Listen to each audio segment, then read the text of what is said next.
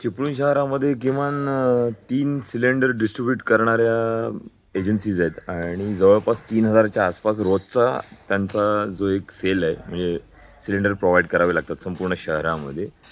तर आता बुकिंग केल्यानंतर जो 28 दिवसांचा कालावधी आहे त्याच्यात काल परवा तर माझ्या घरी अगदीच 6व्या दिवशी आला होता सिलेंडर.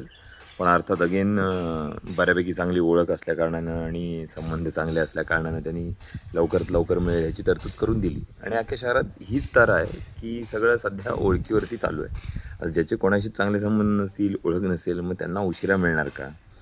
किंवा आता कमर्शियल सिलेंडर बंद झाल्या कारणाने व्यवसायांवरती जी काय एक गदा आली आहे, त्याच्या त्या सगळ्या लॉसमधून ते लोक कसे बाहेर पडतील? आणि मग त्याचा पर्याय काही आपण शोधला आहे का? कारण व्यावसायिकांना जर का वेळेत आता ते सिलेंडर नाही मिळाले तर त्यांचं होणारं नुकसान कसं टाळता येईल? की त्यांना आपण कोणते पर्याय उपलब्ध करून देणार आहोत का? कारण काय होतं आहे, जर का सप्लायच बंद झाला तर व्यवसाय पूर्णतः ठप्प होऊन जातील आणि मग ती पूर्ण व्यवसायातली जी चेन आहे त्यांच्यावरती खूपच नुकसान सहन करण्याची पाळी येईल. तर तो प्रॉब्लेम लवकरात लवकर सॉल्व्ह व्हावा अशी इच्छा आहे. आता त्याच्यासाठी आपण काय करतो आहे ते शहर पातळीवर, गाव पातळीवरती काही समजायला मार्ग नाही किंवा त्याच्याबाबतीत कोण बोलतानाही दिसत नाही आहे.